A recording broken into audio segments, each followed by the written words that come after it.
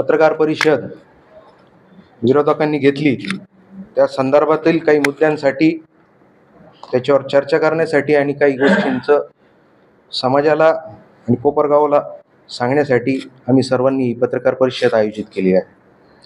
वस्तुस्थिती जर बघितली, काल आमच्यावर म्हणजे आमदार साहेबांवर त्यांनी आरोप केला की कुठल्याही प्रकारचे सभागृह, सामाजिक सभागृह या कोपरगावमध्ये झालेलं नाही आहे. फक्त पत्र देऊन त्याची बोलवण केली, परंतु तशी वस्तुस्थिती नसून मी त्यांना सांगू इच्छितो की इथून मागं या कोपरगाव शहराच्या इतिहासामध्ये इथं आता बरेच ज्येष्ठ पत्रकार आहे, काही नवीन आहेत, पण ज्येष्ठ पत्रकारांना सुद्धा माहिती असतील मागच्या 40-50 वर्षाच्या कालखंडामध्ये सभागृहासाठी विशिष्ट असा कुठलाही निधी कोणत्याही आमदारांनी दिला नाही. याची सुरुवात खरं तर आशुतोष दादांच्या अगोदर अशोक दादांनी केली, ज्यांनी सभागृहासाठी विशिष्ट समाजाच्या उपयोगी येणाऱ्या सभागृहासाठी जो निधी द्यायला पाहिजे तो माननीय आमदार अशोक दादांनी दिला. त्याच्यानंतर याची व्याप्ती वाढून माननीय आमदार आशुतोष दादांनी प्रत्येक घटकाला म्हणजे प्रत्येक समाजाला तो निधी देण्याचं काम केलं आहे. त्याच्यामध्ये शिंपी समाज असेल, ब्राह्मण समाज असेल, मुस्लिम समाज असेल, चांभार समाज असेल, तेली समाज असेल, मुस्लिम, परत तुमचे मराठा समाज असेल, बौद्ध समाज असेल, या प्रत्येक समाजाला निधी दिलेला आहे. आणि पहिल्या टप्प्यातला निधी पूर्ण काम झाल्यानंतर दुसऱ्या टप्प्याची सुद्धा निधीची तरतूद मान्य आमदार साहेबांनी केली आणि त्याची टेंडर प्रोसेस आता फक्त बाकी, प्रशासकीय मान्यता सुद्धा झाली. आता टेंडर प्रोसेसला वेळ लागतोय हा प्रशासकीय भाग आहे, तो काय आमदारांचा प्रश्न नसतो. खरं तर आमदारांनी काम असतं ज्या समाजाची, ज्या व्यक्तीची, ज्या गावची गरज आहे त्या व्यक्तीला, त्या गावाला तो निधी उपलब्ध करून द्यायचा आणि तो निधी उपलब्ध करून दिल्यानंतर ते काम पूर्ण करून घ्यायची जबाबदारी ही प्रशासनाची आहे. कालच्या पत्रकार परिषदेमध्ये त्यांनी प्रत्येक गोष्टीला आमदार जबाबदार असं धरले, परंतु मला त्यांना सांगायचंय का काम करून घ्यायची जबाबदारी ही प्रशासनाची असते, सीओची असते. जर त्यांना या सगळ्या गोष्टी ज्ञात होत्या का इथं खड्डे पडले, इथं भ्रष्टाचार झाला, हे झालं, मग त्यांनी मागच्या 2 वर्षात 5 वर्षात हा प्रश्न प्रशासनाला का नाही विचारला?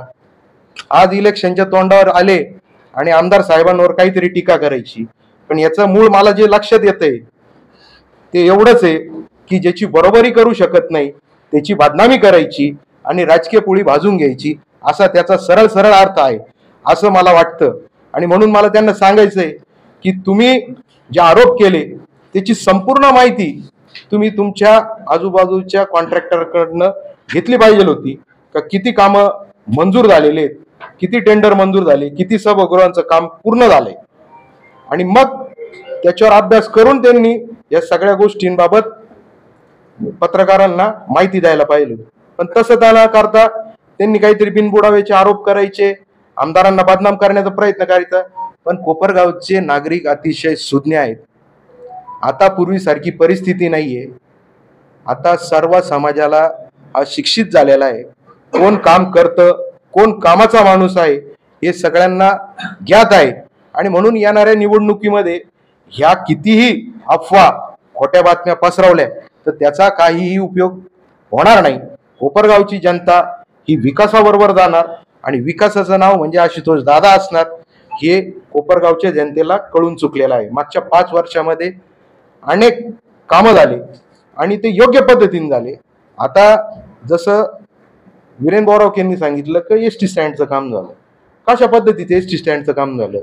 उलट, म्हणजे ज्या दिशेने गाड्या येतात त्याच्या उलट्या दिशेला त्यांचं स्टँड आहे, अशी परिस्थिती. आणि मग अशा परिस्थितीत जर आमदार असते त्यांनी तसं स्टँड केलं तर याचा अर्थ त्यांचं काम पण सगळं उलटच असणार आहे. त्याच्यामुळं कोपरगावची जनता आता सुज्ञ आहे. कोपरगावची जनता ही आशुतोष दादांबरोबर राहील.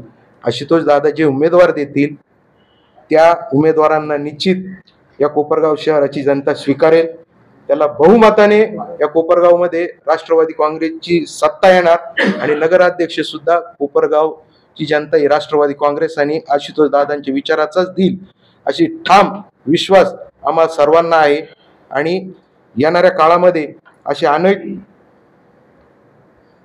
प्रबोधनं असतील, भूलथापा असतील, या सांगितल्या जाणार आहेत, पसरवल्या जाणार आहेत. तर मी नागरिकांना सुद्धा या पत्रकार परिषदेच्या माध्यमातून विनंती करेल का अशा भूलथापांना कुठेही बळी पडू नका. सत्य काय आहे ते स्वीकारा, कारण की विकास झाला तर आपलं गाव मोठं होईल, आपलं गाव मोठं झालं तर आपलं भविष्य मोठं राहील. एवढं बोलतो आणि थांबतो. जय हिंद, जय महाराष्ट्र, जय राष्ट्रवादी.